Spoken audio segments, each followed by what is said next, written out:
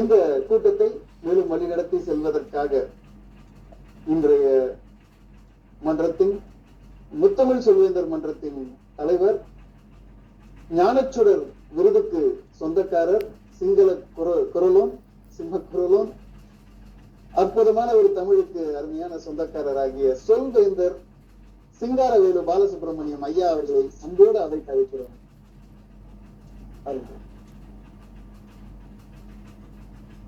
மிக்க நன்றி.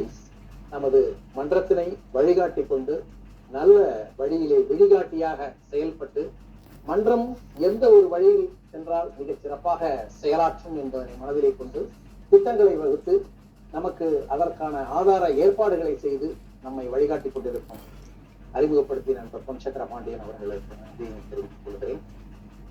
அன்பான நண்பர்களே, அதாவது இன்றைக்கு கூட்டம் எண் 144 என்று கூறினார்கள். கிட்டத்தட்ட தடை உத்தரவு போடக்கூடிய ஒரு எண். எவ்வளவோ தடைகள் நம்முடைய மன்றத்தினை நடாத்துவதற்கு கிட்டத்தட்ட ஒரு 3 ஆண்டுகளுக்கு மேலே தாண்டி விட்டன. வியப்பாக இருக்கிறது.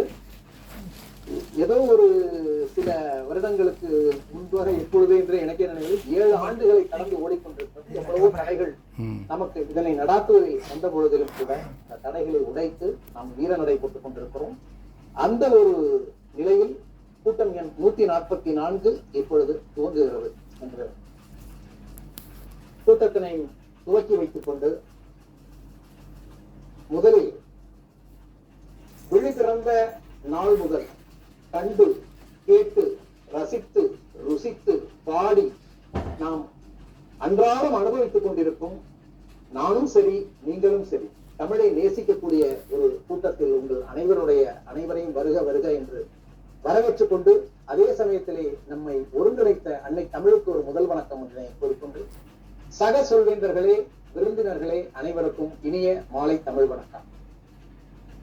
இன்றைய பொழுதினிலே நாம் முன்பு குறிப்பிட்டது போல எவ்வளவோ தடைகளை தாண்டி இந்த கூட்டங்களை நடாத்தி கொண்டிருக்கிறோம். கூட்டத்தினுடைய நோக்கம் என்று பார்த்தோமே ஆனால் நல்ல ஒரு பேச்சாளர்களை உருவாக்குவது நம்முடைய சொல்வேந்தர் மன்றத்தினுடைய நோக்கம். உதாரணமாக ரால்சி ஸ்மெட்லி என்கின்ற அந்த ஒரு மகான் இந்த அமைப்பினை உருவாக்கி இன்று உலகளாவிய அளவில் பல லட்சக்கணக்கான பேர் இந்த ஒரு நிகழ்வினில் இந்த சொல்வேந்தர் மன்றத்தின் மூலம் பயன்பெற்றுக் கொண்டிருக்கிறார்கள் என்பது ஒரு புறம் இருக்க, ஒரு உதாரணம் கூறுவார்கள். வாய் உள்ள பிள்ளை பிழைக்கும் என்று கூறுவார்கள். ஆப்ரஹாம் லிங்கன் அவர்களை உங்களுக்கு தெரியும். அமெரிக்காவுடைய ஒரு அதிபராக அவர் முதலாக பதவியேற்று அன்று நுழைகின்றார். நுழையும் பொழுது கைத்தட்டல், நல்ல கைத்தட்டல் இருக்கிறது. அதே சமயத்திலே அந்த சபையிலே பிரபுக்கள் நிறைந்த சபை, மிக பெரும் பணக்காரர்கள், மிக பெரும் தொழிலதிபர்கள் போன்றவர்கள் அந்த உறுப்பினர்களாக இருக்கக்கூடிய அந்த சபையிலே ஒரு ஏளன குரல் கேட்கிறது. ஆப்ரஹாம் லிங்கன் அவர்களே, வாருங்கள், நான் காலிலே அணிந்திருக்கக்கூடிய காலணி உங்களுடைய தந்தையார் கைக்கு கொடுத்தது என்பதனை நினைவூட்டி உங்களை வரவேற்கிறேன் என்று ஒரு பிரமுகர் கூறுகிறார். அதாவது அவரை அவமானப்படுத்த வேண்டும் என்கின்ற ஒரு நோக்கத்தினால் ஆப்ரஹாம் லிங்கன் அவர்களுடைய தந்தையார் ஒரு காப்லர் என்று சொல்லக்கூடிய ஒரு ஷூக்களை உருவாக்கக்கூடியவர்.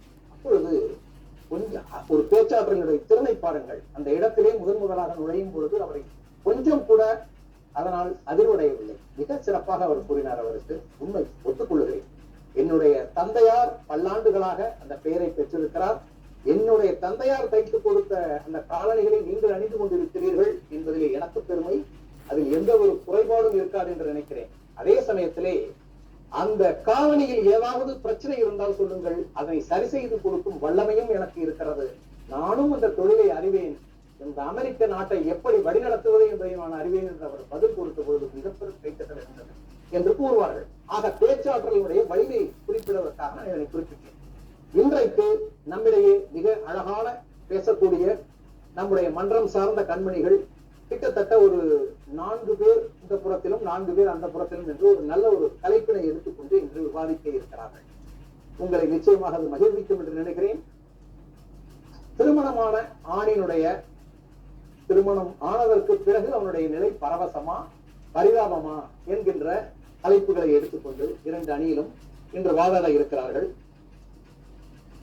இதிலே பரவசமானதே என்கின்ற ஒரு தலைப்பினிலே பேசுவதற்காக இன்றைக்கு இப்பொழுது பட்டிமன்றம் துவங்குகிறது. பட்டிமன்றத்துக்குள் நுழைந்து விடுவோம். நடுவராக நல்லவேளை என்ன பண்ணாந்து இதுல போட்டாங்க, எந்த உங்களையும் மாசாம நடுவுல வேடிக்கை பாக்குற மாதிரி ஒரு பொறுப்புல போட்டாங்க. ஆனா வந்து அதுக்கப்புறம் என்ன நடக்குதுன்னு எனக்கு தெரியல, பார்த்துக்குவோம். நடுவராக நான் பொறுப்பேற்கிறேன். இந்த தலைப்பினிலே பரவசமானதே அப்படிங்கிற தலைப்புல வந்து திருமதி பவானி அவர்கள் பேசுறாங்க. முதல் பேச்சாளராக பவானி அவர்கள் பேசுறாங்க. மிகச் சிறப்பான ஒரு பேச்சாளர். அங்க வந்து உட்காருங்க. பல மேடைகளை கண்டவர். நமது முத்தித்தி மேலே நடக்கக்கூடிய பெரும்பாலான பட்டிமன்றங்களாக இருக்கட்டும், பேச்சு மன்றங்களாக இருக்கட்டும், எந்த ஒரு நிகழ்வாக இருக்கட்டும், இவருடைய பங்களிப்பு மிகச் சிறப்பாக அமையும். குறிப்பாக இவருடைய குரலின் மீது எனக்கே ஒரு ஈர்ப்பு இருக்கிறது. ரொம்ப, அதாவது இவங்க பேசுறப்ப மைக்கே வேண்டியதில்லை. அந்த அளவுக்கு ஒரு கணீர் என்ற ஒரு குரலில் பேசக்கூடிய, சரளமாக கருத்துக்களை எடுத்து வைக்கக்கூடிய, எந்த ஒரு கருத்து சொன்னீங்கன்னாலும் அதுக்கு வந்து மறுத்து பேசுவதற்கு எந்த நொடியும் தயாராக இருப்பார்கள். அப்பேற்பட்ட ஒரு பேச்சாளர் இருக்காங்க. அதே அணியில பரவசமே அப்படிங்கிற அணியில வந்து திரு இளங்கோவன் அவர்கள் நம்முடைய மன்றத்திலே, சொல்வேந்தர் மன்றத்திலே பல்லாண்டுகளாக இருந்து செயலாற்றிக் கொண்டிருப்பவர். மிகச்சிறந்த ஒரு பேச்சாளர். அனைத்து நிகழ்வுகளிலும் தன்னுடைய பங்களிப்பு இருக்க வேண்டும் என்று எந்த பொறுப்பினை கொடுத்தாலும் சிறமேற்கொண்டு மிக அழகாக பரிமளிக்கக்கூடியவர் திரு இளங்கோவன் அவர்கள் இரண்டாவது பேச்சாளராக பேசுகிறார்கள். மூன்றாவது பேச்சாளராக நம்முடைய மன்றத்திலே ஒரு சிறு பெண்ணாக, தமிழ் மன்றத்துல பாத்தீங்கன்னா இந்த குழந்தைகள் திருவிழா நடந்தப்ப நடந்த குழந்தைகளில் ஒரு பெண்ணாக நான் பரிசு கொடுக்கக்கூடிய ஒரு பெண்ணாக பார்த்த ஷினா சுல்தானா இன்று வந்து தோன்றாத மேடைகளே கிடையாது என்கின்ற அளவில் முன்னணி பேச்சாளர்கள் அத்தனை பேரோடும் போட்டி போடக்கூடிய அளவுக்கு மிக சிறப்பாக பேசக்கூடியவர். நம்முடைய தொலைக்காட்சி நிகழ்ச்சிகளில் அறிக்கைகள் வாசித்துக் கொண்டு இருக்கிறார் மற்றும் பல நிகழ்வுகளில் கலந்து கொண்டிருக்கிறார் ஷினா சுல்தானா அவர்கள் இந்த மேடை கிடைக்கிறேன். அதே பரவசமானதே என்ற அணியினிலே ஐயா தொழிலதிபர் திரு குமரகுரு ஐயா அவர்களை மேடைக்கு அழைக்கிறேன். குமரகுரு அவர்களும் பல்லாண்டுகளாக ஆங்கிலம் மற்றும் தமிழ் சொல்வேந்தர் மன்றத்திலே நல்ல ஒரு பொறுப்புகளை ஏற்று நம்மிடையே மிக சிறப்பாக செயலாற்றி கொண்டிருக்கிறார்கள். அவர்களும் நான் முன்பே கூறியது போல எந்த ஒரு பொறுப்பையும் எந்த சூழலிலும் கொடுத்தாலும் அவர்கள் ஏற்றுக்கொண்டு எதையுமே மறுக்காமல் மிக அழகாக செயல்படக்கூடிய ஒரு நல்ல மனிதர். குமரகுரு அவர்களை வருக என்று வரவேற்கிறேன் சார்பாக. அடுத்து பரிதாபகரமானதே அப்படிங்கிற தலைப்புல பேசுறதுக்காக ஒரு மிகப்பெரிய ஒரு பாடகி. ஆனா இவங்களை பாக்குறப்ப நான் ரொம்ப ஆச்சரியப்படுவேன். என்னன்னு கேட்டீங்கன்னா, சில பேருக்கு வந்து சில வாய்ப்புகள் வந்து ஏன் தள்ளிட்டு போகுதுன்னு எனக்கு ஆச்சரியமா இருக்கும். ஒரு மிகச்சிறந்த ஒரு பின்னணி பாடகியாக வரக்கூடிய அளவுக்கு தகுதி படைத்தவர் சோபனா சிவா அவர்களை இங்கு அழைக்கிறேன். மிக அருமையான ஒரு பேச்சாளர், ஒரு சகலாவ வல்லவர்னே சொல்லலாம். அவங்கள என்ன கேட்டீங்கன்னா, பாடுறதா இருக்கட்டும், பேசுறதா இருக்கட்டும், எந்த ஒரு டாபிக்கை கொடுத்து பேசுவீங்கன்னாலும் பேசுவாங்க. ஆன்மீகத்தை பேசணுமா பேசுவாங்க, வேற சினிமாவை பத்தி பேசணுமா பேசுவாங்க, இலக்கியத்தை பத்தி பேசணுமா பேசுவாங்க. கோலம் போடுறதுல பாத்தீங்கன்னா நம்பர் 1 இவங்கதான் அப்படிங்கிற அளவுக்கு இருப்பாங்க. இவங்க கிட்ட இருக்கக்கூடிய திறமைகளை பார்க்கும்போது நான் மிகவும் வியக்கிறேன். இவர்களாம் நம்முடைய மன்றத்திற்கு கிடைத்த பொக்கிஷங்கள். வாருங்கள் சோபனா சிவா அவர்கள். அடுத்து பள்ளிக்கூடத்துல பிள்ளைங்களுக்கு வந்து கணக்கு பாடத்தை மிக அழகாக கற்பித்துக் கொடுப்பவர். அது மாத்திரமல்ல, மாணவர்களை மிக நன்றாக வழிநடத்தக்கூடியவர். எதிர்காலத்திலே இந்த நாட்டையும் உலகத்தையும் வழிநடத்தக்கூடிய மாணவர்களை, எதிர்கால தலைவர்களை உருவாக்கக்கூடிய திரு வீரகுமார் அவர்களும் நம்முடைய மன்றத்திலே எல்லா நிகழ்வுகளையும் கலந்து கொள்வார்கள். மிக அருமையான ஒரு பேச்சாளர். ஏராளமான பட்டிமன்றங்கள், பேச்சரங்கங்கள், கவியரங்கங்களில் கூட திரு வீரகுமார் ஐயா அவர்கள் கலந்து கொண்டிருக்கிறார்கள். நியூ ஹாரிசன்ஸ் பள்ளியில் இப்பொழுது பணியாற்றி கொண்டிருக்கிறார்கள். வாருங்கள் ஐயா வீரகுமார் அவர்கள். அடுத்து இந்த மன்றம், சொல்வேந்தர் மன்றம் இன்று நிமிர்ந்து நின்று கொண்டிருக்கிறது என்றால், இந்த சொல்வேந்தர் மன்றத்தை தமிழிலே ஆரம்பிக்க வேண்டும் என்கின்ற ஒரு எண்ணம் வரும்பொழுது அந்த எண்ணத்துக்கு விதை போட்டு நீரூற்றி வளர்த்த பல பெரியவர்களில் முக்கியமானவர் திரு முகமது சலீம் அவர்கள். அவர் வகிக்காத பதவியே இல்லை. சொல்வேந்தர் மன்றத்திலே, ஆங்கில சொல்வேந்தர் மன்றத்திலே மிக உயர்ந்த பதவிகளை ஏற்றுக்கொண்டு மிகச் சிறப்பாக வழிநடத்தக்கூடியவர். பஹ்ரைனில் மட்டுமல்ல, பஹ்ரைனை தாண்டி சுற்றி இருக்கக்கூடிய வளைகுடா நாடுகளிலும் சரி, டோஸ்மாஸ் இன்டர்நேஷனல் அமைப்பிலே மிக உயர்ந்த தலைவர்களோடு தொடர்பு வைக்கக்கூடிய மிக அருமையான பேச்சாளர் திரு முகமது சலீம் ஐயா அவர்களை பேசுவதற்கு இங்கு அழைக்கிறேன். பரிதாபகரமானதே என்கின்ற தலைப்பிலே அவர்களும் இன்று வாதிட இருக்கிறார்கள். அடுத்து நம்மிடையே பேசுவதற்கு அமைதியாக இருப்பாரு, ஒரு அமைதி புயல்னு சொல்லலாம். பாக்குறதுக்கு பாத்தீங்கன்னாக்கா இவரு ஏதோ பேசுவாரா அப்படிங்கிற மாதிரி இருப்பாரு. இறக்கி விட்டீங்கன்னாக்கா சரவெடி வெடிக்கிற மாதிரி வெடிப்பாரு. எதுவுமே அவருக்கு வேண்டியதில்லை. திடீர்னு கொண்டாந்து ஆளை இறக்கி விட்டு அந்த சரவெடியில் அந்த 1000 வாலா 10,000 வாலா அப்படி வெடியில அப்படி பொரிய வச்சா போதும் அப்படிங்கிற மாதிரி அடி பூண்டு விளையாடுவாரு. எந்த பாயிண்ட்டுமே வேணாம், எந்த ரெஃபரன்ஸுமே வேணாம், அவர் வாட்ட அப்படி கேட்டுக்கிட்டே உட்கார்ந்து இருப்பாரு. இறங்கி பேசணுங்கன்னா 1/2 மணி நேரம் பேசணும். மிக அருமையாக பேசக்கூடியவர், நல்ல ஒரு தொண்டர். நம்முடைய சொல்வேந்தர் மன்றம் உயர்வதற்கு தன்னுடைய பங்களிப்பை மிக சிறப்பாக செயல்படுத்திக் கொண்டிருப்பவர் திரு ஜோதிபாசு அவர்களையும் பரிதாபகரமானதே என்கின்ற தலைப்பிலே அழைக்கிறேன். வாருங்கள் ஜோதிபாசு அவர்கள். ஆக இன்றைக்கு கிட்டத்தட்ட 8 பேச்சாளர்கள் இங்கே ஒன்று இணைந்திருக்கிறார்கள். இவர்களுடைய பேச்சுக்கள் எப்படி அமைகிறதோ அதை ஒட்டித்தான் என்னுடைய தீர்ப்பும் இருக்கும் என்பதனை நான் சொல்லிக்கொள்ள கடமைப்படுகிறேன். ஏன்னா என்னுடைய தனிப்பட்ட விருப்பம் அப்படின்னு நான் எதையுமே பெருசா ஒன்றும் சொல்றதுக்கு விரும்பல. இவர்கள் வாதம் எந்த மாதிரி அமையுதோ அதுக்கு ஏற்ற மாதிரி தான் நம்ம தீர்ப்பு அமையும் என்பதை சொல்லிக்கொண்டு, சரி இந்த தலைப்பை முதல்ல எடுத்துக்குவோம். கல்யாணத்துக்கு அப்புறம் பரிதாபமா பரவசமா அப்படிங்கிற மாதிரி ஒரு தலைப்பு ஒண்ணு கொடுத்து வச்சிருக்கோம். அதாவது ஒரு மனிதன் இளைஞனா இருக்கிறப்ப பாத்தீங்கன்னா அவனுக்கு எந்த விதமான கட்டுப்பாடுகளும் கிடையாது. பாத்தீங்கன்னா சுதந்திர பறவை மாதிரி சுத்திட்டு இருப்பான். எந்த கணக்கும் கிடையாது. ஒரு நாளைக்கு எத்தனை சினிமா பார்ப்பான்னு கணக்கு கிடையாது, எங்க சாப்பிடுவான்னு கணக்கு கிடையாது, ராத்திரி எத்தனை மணிக்கு வீட்டுக்கு வருவான்னு சொல்ல முடியாது. என்னுடைய நெருங்கிய நண்பர்கள் இன்னமும் இருக்கிறார்கள். அவர்கள் பாத்தீங்கன்னா இந்த தீபாவளி அன்னைக்கு காலையில காட்டி கிளம்பி, அது இன்னும் ஒரு பெரிய திருவிழாங்கிறத அவங்க கொண்டாடுற திருவிழாவே வேற. தீபாவளி பக்கம் வீட்டுல ஒரு வேளை கூட சாப்பிட மாட்டாங்க. காலையில காட்டி தூங்கி எழுந்திரிச்சு குளிச்சுட்டு கிளம்பி தஞ்சாவூர் பக்கம் கிளம்பி போயாச்சுன்னா காலை காட்சி, மதிய காட்சி, மாலை காட்சி, முடிஞ்சா இரவு இந்த 10 மணிக்கு உள்ள காட்சி, ஒரே நாள்ல 4 திரைப்படங்களை பார்த்து விட்டு போற இடத்துல எல்லாம் சாப்பிட்டுட்டு ராத்திரி 1:30 மணிக்கு குமார்னு ஒரு பஸ் இருக்கும், அதை பிடிச்சு ஊருக்கு சேருவாங்க. அந்த மாதிரி எல்லாம் வாழ்ந்த இளைஞர்கள் இப்ப அவரை கூப்பிட்டு கேட்கிறேன். அவங்க எல்லாம் போய் ஊருக்கு செல்லும் போது சந்திக்கும் போது, அடங்கி வேற சினிமாவது விட்டாவது இப்ப இதுல தொலைக்காட்சியில படம் பார்க்கறதுக்கே நமக்கு வீட்டுல விட மாட்டேங்கிறாங்க. அந்த அளவுக்கு இருக்கு, வேலைகள் கடினமா இருக்குங்கிறாங்க. ஆக மனிதனுடைய வாழ்க்கையில் ஒரு மறக்க முடியாத ஒரு பருவங்கிறது இளைஞனாக சுத்தி கொண்டிருக்கக்கூடிய அந்த பருவம். அந்த மாதிரி எந்த விதமான பொறுப்பும் இல்லாமல், எந்த விதமான கவலையும் இல்லாமல் சுத்திக்கிட்டு இருந்த அந்த இளைஞர்கள் கல்யாணம் ஆனதுக்கு அப்புறம் எப்படி எல்லாம் மாறுறாங்க ஏன்னு கேட்டா, அது வரைக்கும் பொறுப்பு இல்லாதவர்கள் அப்ப ஒரு ஒரு கட்டுப்பாட்டுக்குள்ள வந்துடுறாங்க. அவன் மனைவி இருக்காங்க, குழந்தைகள் இருக்காங்க, மற்ற இதெல்லாம் இருக்கும். அப்ப நண்பர்கள் பழையபடியெல்லாம் பேச முடியாது. தன்னுடைய தங்கை, அதாவது 20-30 வருஷமா அந்த வீட்டுல ஒன்னாதான் வாழ்ந்துகிட்டு இருப்பான். அப்ப ஒரு பிரச்சனையும் இருக்காது. என்னைக்கு அவனுக்கு 25 வயசுலயோ 27 வயசுலயே கல்யாணம் ஆகுதோ, கல்யாணம் ஆகி ஒரு 6 மாசத்துக்கு எல்லாம் பாத்தீங்கன்னா அந்த அம்மா கொடுக்கக்கூடிய அந்த தொல்லையில தனி கொடுத்தனமா கிளம்பி போற அளவுக்கு எல்லாம் கூட இருக்குது. எல்லாரும் பார்த்துக்கிட்டு தான் இருக்கும் நடைமுறை வாழ்க்கையில. அவர்களை சகித்து கொண்டு இருக்கக்கூடிய அந்த ஒரு தன்மை ஏன் இவங்கள்ட்ட இல்லை அப்படிங்கிற மாதிரியும் இருக்கும். நம்ம அதை குறை சொல்ல முடியாது. அவங்க பக்கத்துல என்ன பிரச்சனை இருக்குன்னு தெரியாது. ஒருவேளை அந்த வருகின்ற மருமகள் நல்லவளாக இருந்து ஏதோ ஒரு அந்த பொசசிவ்னஸ் சொல்ற மாதிரி அந்த அவங்களுடைய சில டார்ச்சர்னால இவங்க அப்படி மாறிடுறாங்களா அப்படின்னு யோசனை பண்ணக்கூடிய ஒரு இது இருக்கு. அதாவது கல்யாணம் ஆனதுக்கு அப்புறம் பாத்தீங்கன்னாக்கா அவனுக்கு சமுதாயத்துல ஒரு அந்தஸ்து தெரியும். என்னதான் இருந்தாலும் ஒரு இளைஞனா இருக்கிறப்ப ஒரு இளைஞன் அப்படிங்கிற மாதிரி தான் போகும். கல்யாணம் ஆனதுக்கு அப்புறம் ஒரு கல்யாண வீட்டுக்கு போனாலும் சரி, சொந்தக்காரங்க வீட்டுக்கு போனாலும் சரி, ஒரு அந்தஸ்து இருக்கும், ஒரு மரியாதை இருக்கும்.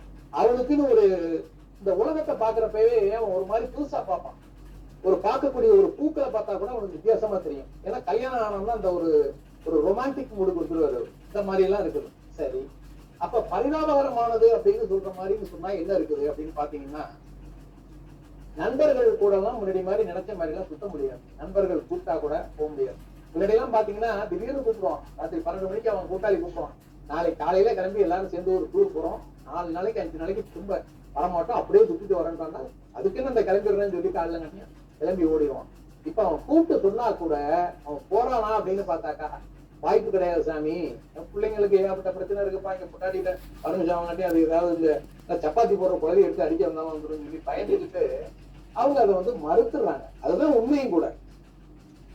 இன்னொரு விஷயம் என்னன்னு கேட்டீங்கன்னா, ஒரு சமீபத்துல ஒரு தொலைக்காட்சியில உணவு உண்டு கொண்டிருக்கும் போதே பார்த்தேன். அதாவது பரிதாபகரமா இருக்குங்கிறதுக்கு ஒரு உதாரணம். ஒருத்தன் புருஷா கல்யாணம் பண்ணியிருக்கான். இந்த அம்மா வந்து ரெண்டு பேரும் வாழ்க்கை நடத்திக்கிட்டு இருக்கிறப்ப ஏதோ அவங்களுக்குள்ள கொஞ்சம் ஒரு மாதிரி சில மது அருந்தக்கூடிய பழக்கத்தினவனாக இருந்திருப்பவனாக இருக்கு. இவனுடைய செயல்பாட்டிலே அந்த அம்மாவுக்கு ஏதோ வருத்தம் ஏற்பட்டு அது என்ன பண்ணிட்டு கோவத்துல கிளம்பி எங்கேயோ ஓடிடுச்சு. எங்க போச்சுன்னு தெரியல. சும்மா இருப்பானா பொண்ணோட அப்பா அம்மாக்காரங்க இருந்து வந்து எங்கடா என் பொண்ணை காணும்னு ஒண்ணு இந்த அம்மா ஓடுனதுக்கு இவனை பிடிச்சி வச்சுட்டு மொக்குறான். அடிச்ச ஆடியில அவன் கொண்டு போய் போலீஸ்லயும் வந்து ஒரு புகாரை கொடுத்துட்டான். இவன் என்ன பண்ணான்னு தெரியல, இங்க பொண்ணு வந்ததை காணும் அப்படின்னு போலீஸ்காரன் ஒரு கேஸை புக் பண்ணிட்டு இவனை தூக்கி உள்ள வச்சுட்டாங்க. அந்த சமயம் பார்த்து காக்கா உட்கார பணமரம் வந்த மாதிரி அந்த குளத்துல எங்கேயோ ஒரு இடத்துல ஒரு அம்மா செத்துக்கிறது. இந்த அம்மா கேட்டிருக்காங்க, கடைசி அந்த அம்மா காணா போனதுக்கு முதல்ல இணைய கலர்ல புடா கட்டிருந்தாங்க, ஊதா கலர் கட்டிருந்தாங்க. இந்த குளத்துல ஏதோ ஒரு அம்மா செத்து கிடக்குறத பாத்துருக்கேன். அதுவும் ஊதா கலர்னா புடிச்சு உள்ள வச்சுட்டான். 2 வருஷமா உள்ள இருக்கான். இதுக்கு இடையில ஒருத்தன் வந்து அவன் கூட்டாளி ஒருத்தன் திருவேண்டரம் பக்கத்துல வந்து எங்கேயோ ஒருத்தங்க கூட்டாளி இருக்கிறவன் அந்த அம்மா எங்கேயோ ஒரு அலுவலகத்துல வேலை பார்த்துக்கிட்டு அங்க இருக்குது. அவன் வந்து போட்டோ எல்லாம் எடுத்து தகவல் அனுப்பிச்சதுக்கு அப்புறம் தான் தெரியுது நம்ம உயிரோட இருக்கணும்னா அப்புறம் கோர்ட்ல அப்ளை பண்ணி வெளியில வர்றாங்கிற ஒரு நியூஸையும் பாக்குறேன். ஆக ஒரு ஆணினுடைய சூழ்நிலை எப்படி இருக்கு பாருங்க. சட்டப்பூர்வமா கூட இன்னைக்கு அவங்களுக்கு வந்து பாதுகாப்பு கம்மியா இருக்கும் அப்படின்னு நினைக்கிற மாதிரி இருக்குது. அதே மாதிரி இன்னொரு விஷயம் என்னன்னு கேட்டீங்கன்னா, ஒரு 25 வருஷத்துக்கு முன்னாடி எல்லாம் பாத்தீங்கன்னாக்கா பையன்கள் வந்து எந்த விதமான ஒரு பிரச்சனை இல்லாம வந்து இருந்துகிட்டு இருக்கிறப்ப இந்த அப்பா அம்மா இருக்கிறாங்க பாருங்க, இவங்க என்ன பண்ணுவாங்க, இந்த புருஷன் பொண்டாட்டியினுடைய விவகாரத்துல தலையிடுறாங்க. அவங்கள வந்து ஏதாவது குறை சொல்லிட்டு இருக்காங்க, மருமகளை குறை சொல்றாங்க. இந்த மாதிரி எல்லாம் பலவிதமான பிரச்சனைகள் வந்துகிட்டு இருக்குது. சரி, இப்ப இந்த மாதிரி பிரச்சனைகளை பத்தி நானே ரொம்ப அதிகம் சொன்னோம்னு சொன்னாக்கா அது வந்து சுவாரஸ்யமா இருக்காது. நேரா பேச்சாளர்கள் வந்து என்ன பேசுறாங்க அப்படின்னு பார்ப்போம். இப்பொழுது பரவசமே அப்படிங்கிற ஒரு தலைப்புல பேசுவதற்காக, பரவசமேங்கிற தலைப்புல முதலாக உங்கள் முன்னே தனது கருத்துக்களை எடுத்து வைப்பதற்காக திருமதி பவானி அவர்களை மேடைக்கு அழைக்கிறேன்.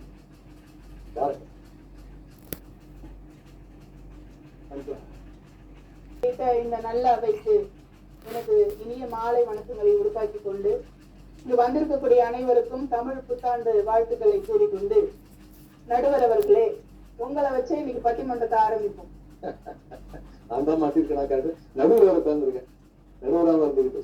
பாக்குறதுக்கு நடுவர் எவ்வளவு அழகா இருக்காரு, இருக்காரா இல்லையா? நம்ம அஜித் குமார் மாதிரி இருக்காரு. ஏன் சொல்லுங்க? இல்ல, எனக்கு தாடி எல்லாம் கருப்பா தாடி வச்சா சோகத்துல வைக்கிறதெல்லாம் அந்த காலங்க. தாடி வச்சாதான் அழைச்சிருந்து இருக்கிறதா இப்ப இந்த காலம். கல்யாணம் ஆயிடுச்சுங்க அவருக்கு. இப்ப பரவசம்னா என்னன்னு தெரியுமா? பரவசம்ங்கிறது உணர்ச்சியினுடைய உச்சம், மகிழ்ச்சியினுடைய உச்சம், பேரின்பம், தன்னை மெய்மறந்த நிலை. கல்யாணத்துக்கு முன்னாடி ஆண்கள் வந்து தன்னை மெய்மறந்த நிலையில தான் இருக்கீங்க. அது வேற மாதிரி இருக்கீங்க, நான் அதை பத்தி பேச விரும்பல. ஆனா ஒரு ஆண்மகன் தன்னை ஆண்மகனாக உணர்ந்து பொறுப்போட செயல்படுற காலம் எது தெரியுமா? கல்யாணத்துக்கு அப்புறம் தாங்க. இப்ப நான் பொய் சொல்லல, என் வீட்டுக்காரங்க வந்திருக்காரு, நீங்க திரும்பி பாத்தீங்கன்னா தெரியும்.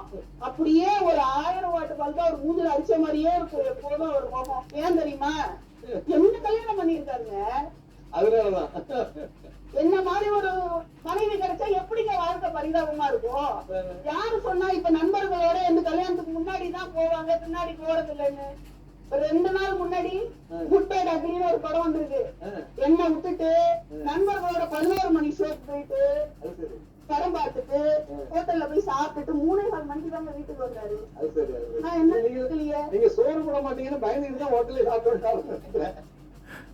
நடுவர் அவர்களே, ஒரு ஆண் மகனுக்கு நீங்க சொன்ன மாதிரி ஒரு பொறுப்பு எப்ப வரும், ஒரு மரியாதை எப்ப வரும், ஒரு தனித்துவம் எப்ப வரும்னா கல்யாணத்துக்கு அப்புறம் தாங்க வரும். அதுதாங்க பரவசம். இப்ப குடும்ப தலைவன் எப்ப சொல்லுவோம்?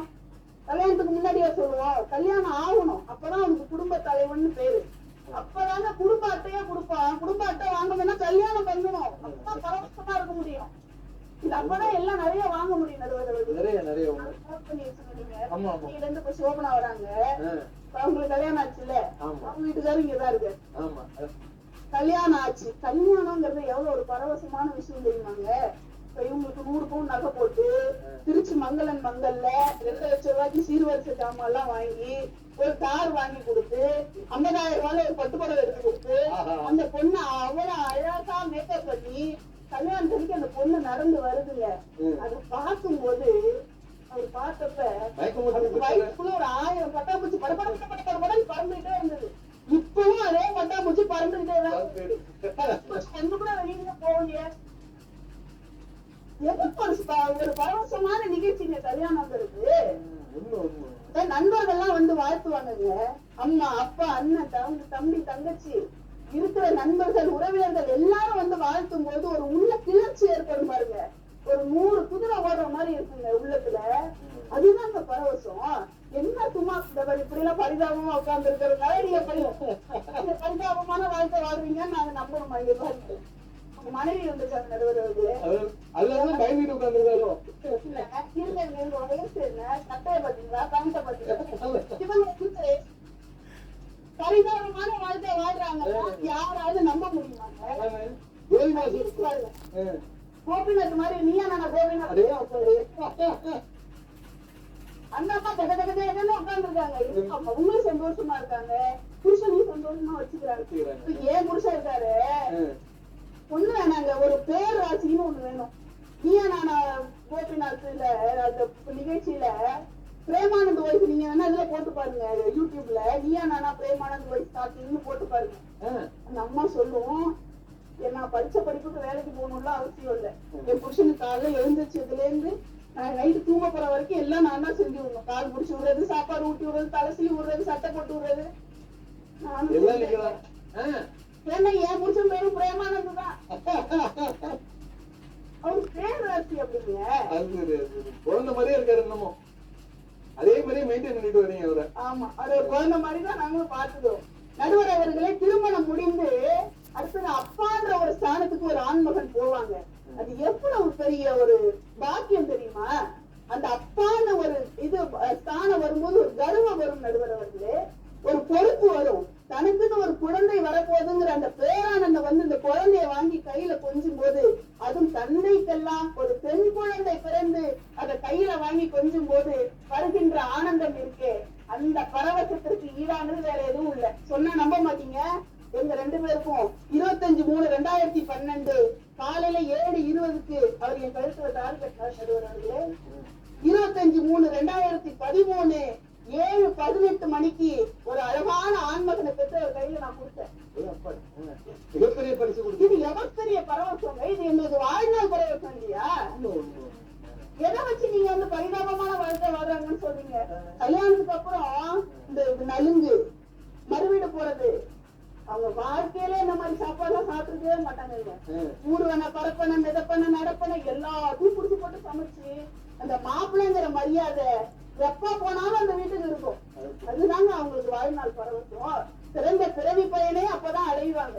அது அந்த வீட்டுல 3 குழந்தையா இருந்ததுன்னு வச்சுங்க, அடாடாடாடா நம்ம சொல்லவே முடியாது. இந்த கல்யாணம் ஆகி பொண்ணு கூட வெக்கம் போயிடும், ஆனா அந்த மாமியாருக்கு வெக்கம் போகவே போகாது. எனவே நடுவர் அவர்களே, எந்த வகையிலே பார்த்தாலும் ஒரு ஆண்மகன் பரவசமாக கல்யாணத்திற்கு பிறகுதான் வாழ்கிறான் என்று சொல்லி வாய்ப்பளித்த அத்துணை நெஞ்சுகளுக்கும் நன்றி பாராட்டி விடைபெறுகிறேன். நன்றி, வணக்கம். அதாவது வந்து சும்மா மணி அடிக்கிற மாதிரி ஆரம்பிச்சு துவக்கத்தில இருந்து இறுதி வரைக்கும் என்னுடைய வாதத்தை மிகச்சிறப்பான முறையில எடுத்து வச்சிருக்காங்க.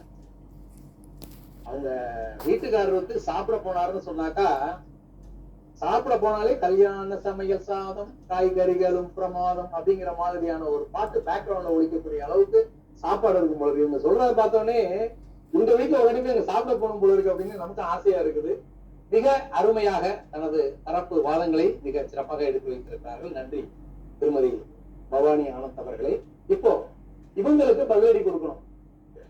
சரி, எவ்வளவு கஷ்டத்திலையும் நஷ்டத்திலையும் ஆண்கள் வந்து சிரமப்பட்டுக்கிட்டு இருக்காங்க அப்படிங்கறத நிரூபிக்கணும். இவங்க பேசியிருக்கிறத பார்த்தாக்கா நம்ம வந்து இதுல சொல்றதுக்கு ஒண்ணுமே இல்லை போல இருக்கு, எல்லாம் சந்தோஷமா தானப்பா இருக்காங்கன்னு சொல்லி ஒவ்வொருத்தரையும் காட்சி வர சொல்றாங்க. இந்த பாருங்க, அந்த முகத்துல ஒரு சூரிய பிரகாசம் இருக்கு பாருங்க அப்படிங்கறதையும் எல்லாம் ப்ரூவ் பண்ணி காமிக்கிறாங்க. சரி, இதை மறுத்து பேசுவதற்காக சோபனா சிவா அவர்கள் பரிதாபமே அப்படிங்கிற தலைப்புல தன்னுடைய கருத்துக்களை வந்து எடுத்து வைக்கிறாங்க. வாங்க சோபனா.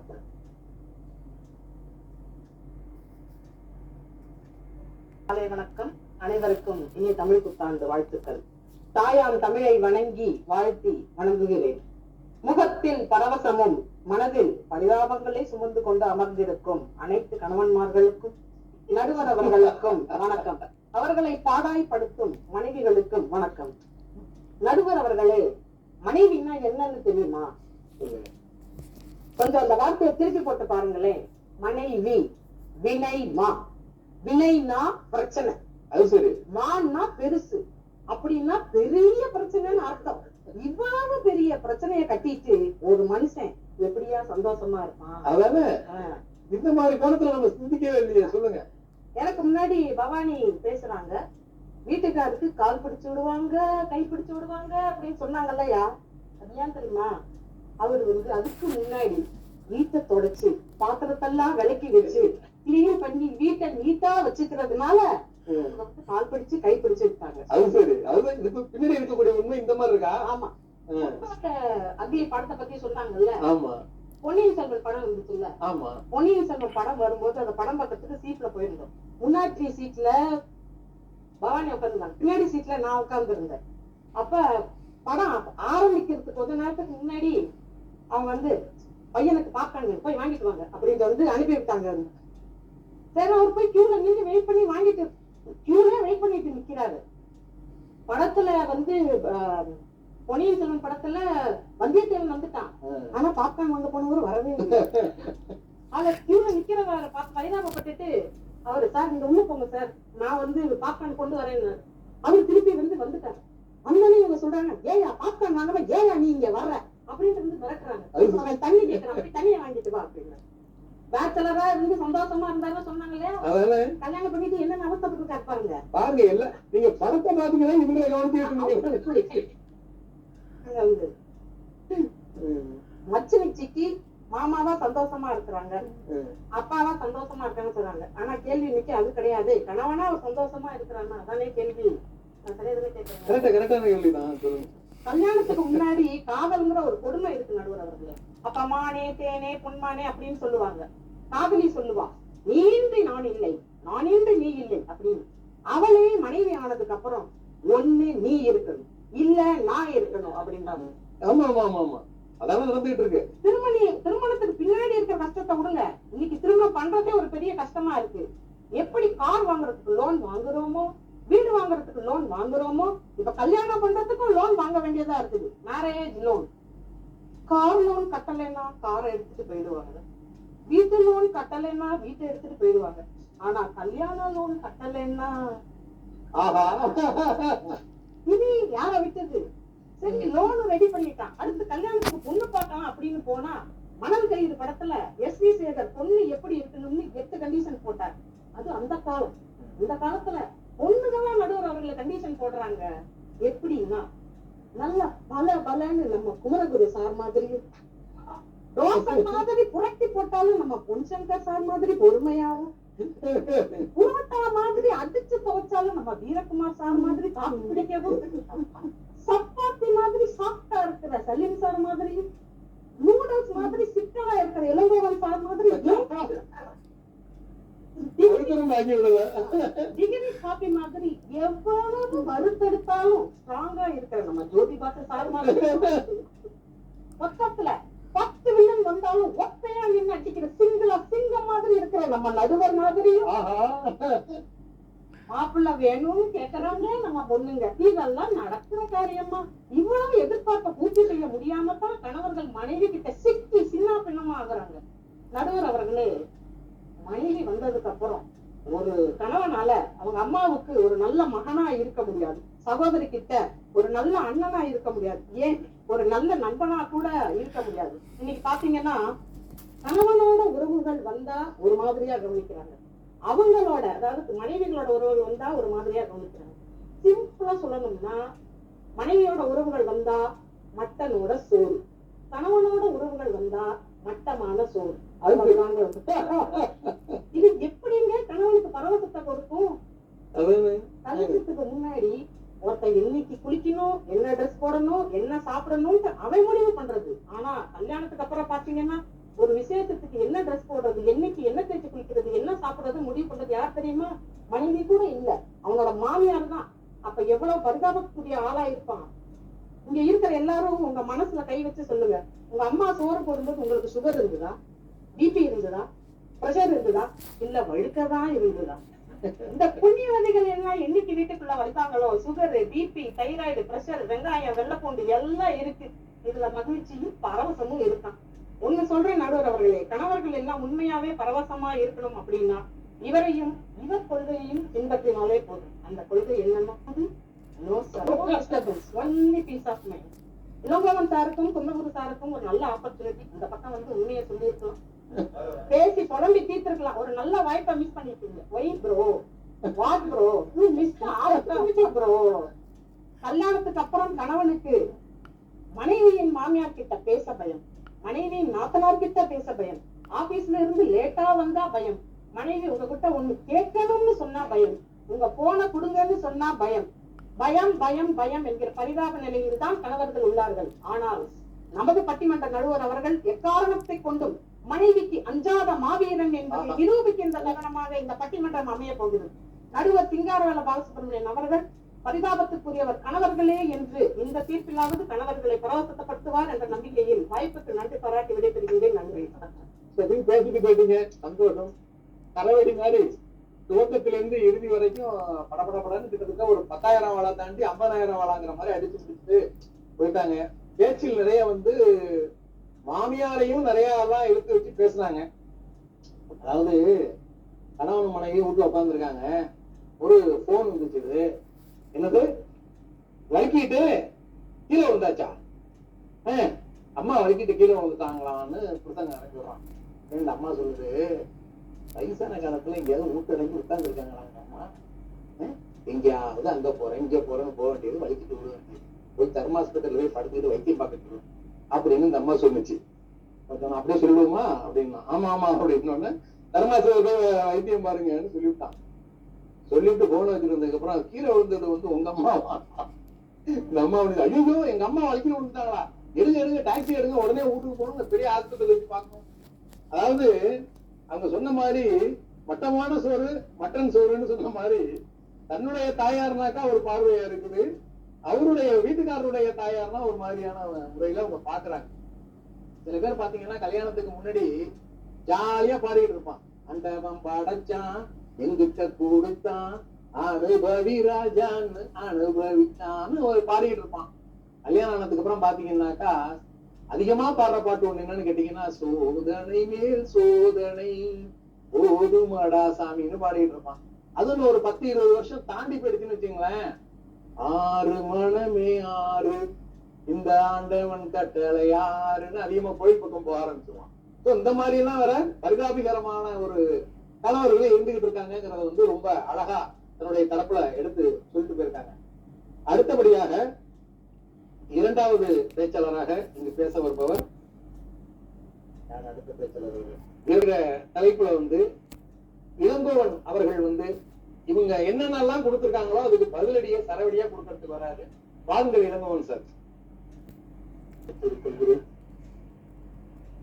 ஒரு குடும்ப தலைவி பரிதாபம் என்ற ஒரு கூட்டத்தில் சேர்ந்து அதுவே ஒரு பரிதாபமாக இருக்கிறது. அவை தலைவர் அவர்களே, திருமண ஆண்களின் நிலை பரவசமானது, திருமணத்திற்கு பின் ஆண்களின் நிலை பரிதாபமானது என்பதுதான் தலைப்பு. இங்கு உட்கார்ந்திருக்கும் அனைவரும் உங்கள் நெஞ்சை தொட்டு சொல்லுங்கள், திருமணத்திற்கு பின் பரவசமா பரிதாபமா? 2 மனங்கள், அதாவது 2 மனங்கள் இணைந்து திருமணம் என்ற அந்த வாழ்க்கையை இரு குடும்பத்தார் இரு வீட்டார் அமர்ந்து உட்கார்ந்து அந்த 2 நாட்கள் கொண்டாடும் அந்த திருமண நிகழ்ச்சியே நம் வாழ்வின் முதல் பரவசம். திருமணத்திற்கு முன் ஒருவன் எப்படி வாழ்ந்தான், திருமணத்திற்கு பின் ஒருவன் எப்படி வாழ்கிறான் என்பதுதான் வாழ்க்கை. அந்த வாழ்க்கை திருமணத்திற்கு முன் பரிதாபமாக வாழ்ந்திருப்பான், திருமணத்திற்கு பின் தான் அவன் வாழ்க்கையே பரவசமாக இருக்கும். திருமணத்துக்கு பின் அவனுக்கு ஒரு நல்ல ஒரு அந்தஸ்து மதிப்பு எல்லாம் கொடுப்பது அந்த குடும்ப தலைவன் என்ற அந்த ஒரு வார்த்தை மட்டும். தாய் தந்தை கூட கூறுவார், என்ன ஊர் சுத்திக்கிட்டே இருக்கான், வீணா போன பையனா இருக்காங்க, ஆனால் திருமணத்திற்கு பின் அதே தாய் தந்தை அவனிடம் வந்து பெறுவார்கள். என்று அழகாக கேட்பார்கள். அதுதான் நம் வாழ்வில் ஒரு பரவசத்தை நமக்கு கொடுக்கும். வள்ளுவன் அழகாக கூறியிருக்கிறார். உண்டார்கன் அல்லது நடுநூறார் காமம் போல் கண்டார் மகிழ் செய்தல் இன்று. அதாவது ஒரு மதுவை பார்த்தாலே ஒரு மயக்கம், ஒரு மகிழ்ச்சி வராது. அதை குடித்து பார்த்தால்தான் அந்த மகிழ்ச்சியும் மயக்கமும் வரும். ஆனால் என் அவளை பார்த்ததுமே அந்த மகிழ்ச்சியும் பரவசமும் எங்கிருந்து வருகிறது? அதுதான் காதல் பரவசம். நடுவர் ஐயா அவர்களே, காதல் 3 எழுத்து, மது 2 எழுத்துங்கிறீங்களோ? நடுவர் ஐயா அவர்களே, உலகத்திலேயே சிறந்த செல்வம் எது என்று கேட்டால் கல்வி செல்வம் என்று சொல்வார்கள். ஆனால் உண்மையிலேயே என்னை பொறுத்தவரை கல்வி செல்வம் கிடையாது, குழந்தை செல்வம். ஒரு பெண்ணை தாயாக மாற்றும், ஒரு ஆணை தகப்பனாக தந்தையாக மாற்றும். அம்மா பவானி அவர்கள் கூறியது போல, முதலில் என் குழந்தையை பார்க்கும் பொழுது எனக்கு ஏற்படும் பரவசத்திற்கு நான் கோடான கோடி பரிதாபத்தை என் மனைவியிடம் அனுபவித்தாலும் அதெல்லாம் நான் தாங்கிக் கொள்வேன். அந்த பரவசத்திற்கு ஈடு இணையாக இந்த உலகத்தில் எதுவுமே கிடையாது. அதுதான் உண்மையான பரவசம். ஐயா நடுவர் அவர்களே, திருமணத்திற்கு முன்பு ஊதாரியாக சுற்றித் திரிந்து கண்ட இடங்களில் உணவுகளை உண்டு பொறுப்பில்லாமல் இருந்த நான் திருமணத்திற்கு பிறகு என் மனைவியின் அன்பான அரவணைப்பு, ஆதரவு, உடல் நலத்தின் மேல் எடுத்துக்கொண்ட அக்கறை. இன்று கூறினார்கள் சுகர் இருக்கிறதா, மனைவி வந்த பிறகுதான் சுகர் வருகிறது என்று கூறுகிறார்கள். இல்லை, மனைவி வந்த பிறகுதான் ஒருவன் உடல் ஆரோக்கியத்தோடு ஒவ்வொரு நாளும் அவன் கணவனின் உடலுக்கு ஏற்றவாறு உணவுகளை ருசிகரமாக சமைத்து கொடுத்து அவன் உடல் ஆரோக்கியத்தை பேணி காப்பவளே மனைவி. அதுவும் ஒரு பரவசமான மகிழ்ச்சி. ஏனென்றால் ஒவ்வொரு நாளும் ஒரு நல்ல உணவை மனைவியின் கையால் சாப்பிடுவதே ஆடம்பரம். அதுதான் பரவசம். நடுவர் அவர்களுக்கு அதாவது கூறினார்கள், கல்யாண லோனு, மேரேஜ் லோனு, இந்த லோன். ஒவ்வொரு மனிதனுக்கும் வாழ்க்கையில் ஒரே லட்சியம் என்றால் சொந்த வீட்டில் வாழ்வது என்பதுதான் அந்த லட்சியம். அந்த லட்சியத்தை அவன் ஏன் கல்யாணத்திற்கு முன் செய்யவில்லை?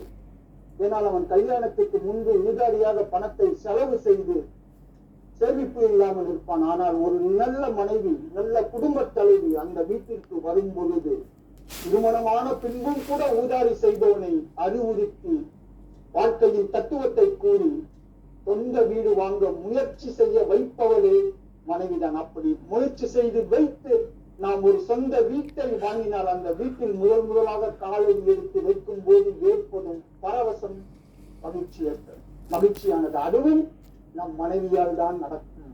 நடுவர் அவர்களே, உண்மையா? மனைவி என்பவள் ஒரு கண்ணாடியை போன்றவள். எப்படி என்றால், நீங்கள் கண்ணாடி முன் நின்று நீங்கள் என்ன செய்கிறீர்களோ அது திரும்பவும் நமக்கு அப்படியே காட்டிவிடும். அதுபோலத்தான் உங்கள் மனைவியை நீங்கள் அன்பு செலுத்துங்கள், அந்த அன்பு உங்களுக்கு திரும்ப கிடைக்கும். உங்கள் மனைவியின் மீது பாசம் வைங்கள், அந்த பாசம் உங்களுக்கு திரும்பவும் கிடைக்கும். ஆனால் உங்கள் மனைவியின் மீது கோபமும் வெறுப்பும் விட்டுக் கொடுக்காத தன்மையும் நீங்கள் வைத்தால் அதன் விபரீதம் தான் பவானி அம்மா கூறியது போல, வீட்டுக்கு விருந்தினர்கள் வந்தாலும் மட்டனோ கிட்டனோ அவங்க வீட்டுக்கு மட்டும்தான் கொடுப்பாங்க, எங்களுக்கு கொடுக்க மாட்டாங்க. புரியுதுங்க? என்னை சேர்ந்த பெற்றவர்களுக்கு கொடுக்க மாட்டாங்க. ஏன்னா அந்த பழக்கம் எல்லாம் இல்லை. நடுவர் ஐயா அவர்களே, அதாவது விட்டுக் கொடுப்பதுதான் வாழ்க்கை. அந்த விட்டு கொடுத்து ஒவ்வொரு கணவனும் ஒவ்வொரு மனைவியும் அன்புடனும் பாசத்துடன் வாழ்ந்தால் இந்த உலகத்தில் உள்ள அனைவரும் திருமணத்திற்கு பின் பரவசமாகத்தான் இருப்பார்கள். நடுவர் ஐயா அவர்களே, எனவே திருமணத்திற்கு பின் ஆணின் கணவனின் நிலை பரவசம் பரவசம் என்று கூறி மேடையில் அருமை அருமை அருமை அமைதியாக வந்து அதிரடியான கருத்துக்களை பதிலாக வழங்கிய சொல்வேந்தர் இளங்கோவன் அவர்களுக்கு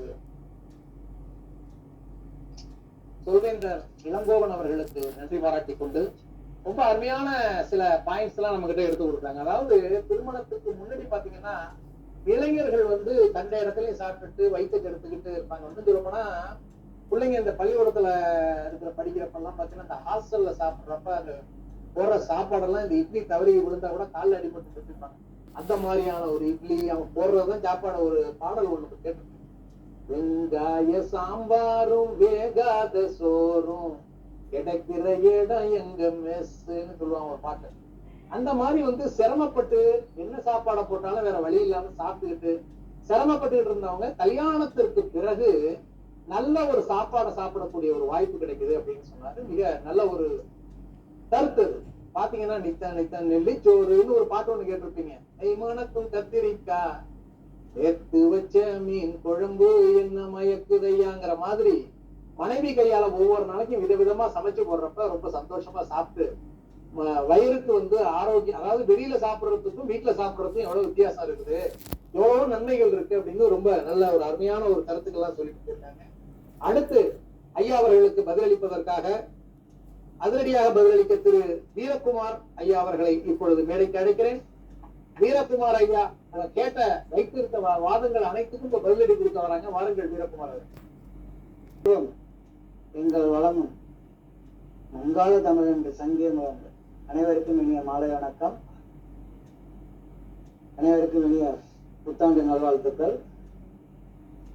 புத்தாண்டு நல்வாழ்த்துக்கள். ஐயா இளங்கோவன்ல இருந்து ஆரம்பிக்கலாம். உண்ண உணவு, உடுக்க உடை, இருக்க இருப்பிடம். ஒரு மனிதனுடைய இன்றியமையாத தேவை இந்த 3 தான்.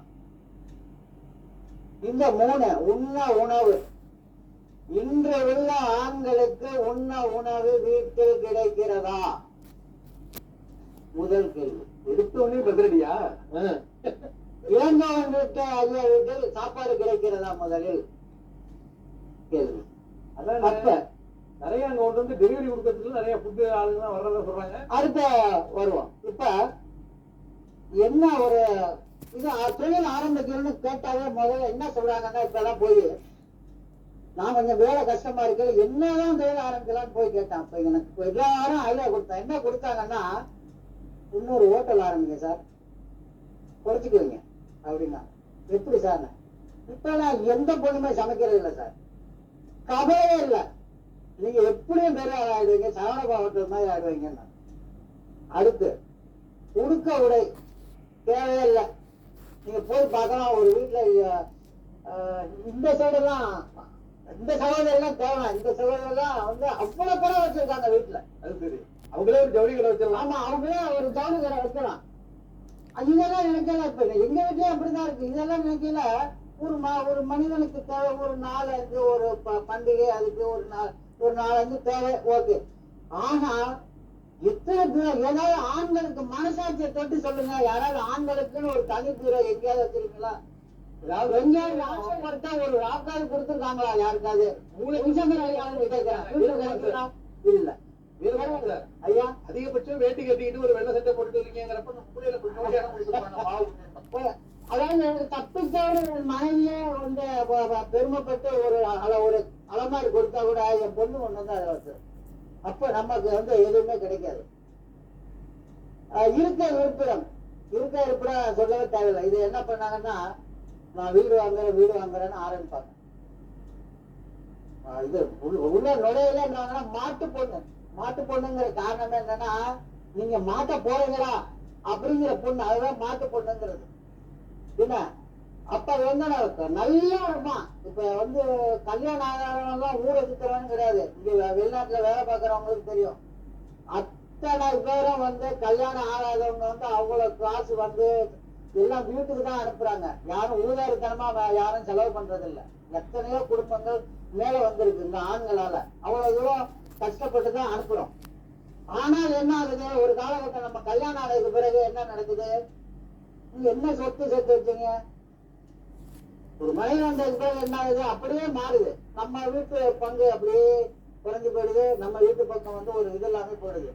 இதெல்லாம் முதல்ல கல்யாணம் ஆனதுக்கு பிறகு என் வீட்டுல அழைச்சிட்டு வரையில முதல்ல இறங்கினோடனே பார்த்தா ஒரு பெரிய புத்தக மூட்டையே இருந்தது. இவ்வளவு பெரிய புத்தக மூட்டை. ஆஹா, என்னடான்ட்டு போய் சரி நமக்கு பிரிச்சு பார்த்தா சமைப்பது எப்படி அப்படின்னு இருந்தது.